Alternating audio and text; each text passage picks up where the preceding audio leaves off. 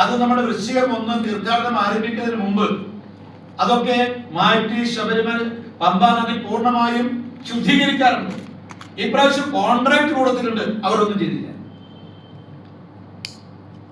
അപ്പൊ പമ്പയിൽ മാത്രമല്ല, പമ്പയിൽ ഒരു ടോയ്ലറ്റും ഇല്ലാത്തത് കൊണ്ട് സംഭവിച്ചറിയാം, മുഴുവൻ മലിനമായി.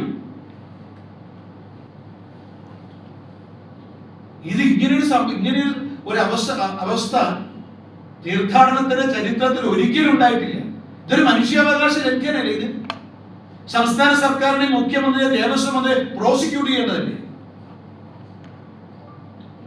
മാത്രമല്ല, ഇന്ന് ഈ ശബരിമല നട തുറന്നതിന് ശേഷമാണ് ഭക്തജനങ്ങളെ നിയന്ത്രിക്കുന്നതിനെ കുറിച്ച് ദേവസ്വം ബോർഡും അതുപോലെ പോലീസ് അധികാരികളും തമ്മിൽ, ഉദ്യോഗസ്ഥന്മാരും തമ്മിൽ ആദ്യ ചർച്ച നടന്നത്.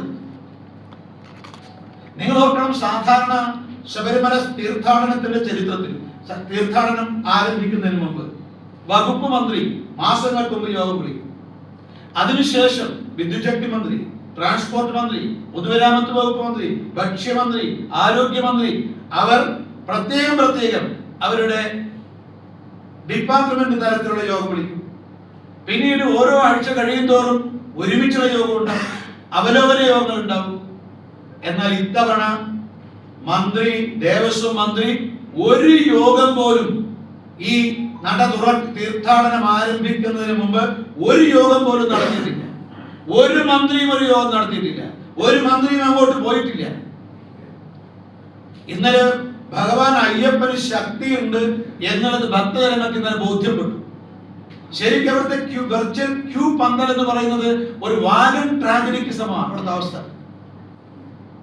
100 പേർക്ക് നിൽക്കാവുന്ന ഈ ക്യൂ, വെർച്വൽ ക്യൂവില് ഇന്നലെ 450 പേര് നിന്നു.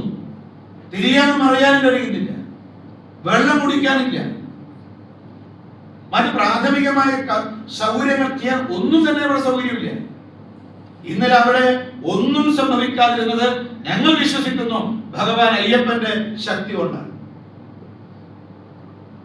ഇതെങ്ങനെ സംഭവിച്ചു? അപ്പൊ ആകെ ഗവൺമെന്റിന്റെ താല്പര്യം എന്താ? ശബരിമല തീർത്ഥാടനത്തിൽ സംസ്ഥാന സർക്കാരിന് യാതൊരു താല്പര്യമില്ല. താല്പര്യമാകെ അവിടുത്തെ സ്വർണ്ണപ്പാളിയിൽ മാത്രം. അതുവരെ മോട്ടിച്ചു കൊണ്ടുപോവുകയും ചെയ്തിട്ടുണ്ട്. സ്വർണ്ണപ്പാളി, ശബരിമലയിലെ സ്വർണ്ണപ്പാളിയിലും അത് മോട്ടിക്കുന്നതിന് മാത്രമാണ് സംസ്ഥാന സർക്കാരും ദേവസ്വം ബോർഡും താല്പര്യം ഉണ്ടായത്.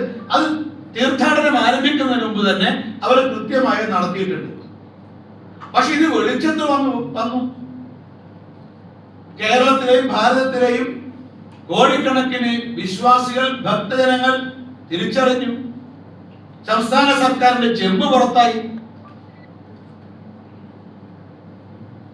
അതുകൊണ്ട് ഈ അവരുടെ മോഷണം പുറത്തായതിന്റെ പേരിൽ അതിന്റെ പ്രതികാരം ഭക്തജനങ്ങളോട് തീർക്കാനാണ് ദേവസ്വം ബോർഡ്, സംസ്ഥാന സർക്കാർ ശ്രമിക്കുന്നത്.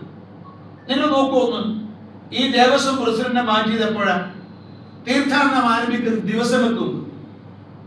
ഇവർക്കറിയാമായിരുന്നില്ല തീർത്ഥാടനം വൃശ്ചികം 1 ആരംഭിക്കും.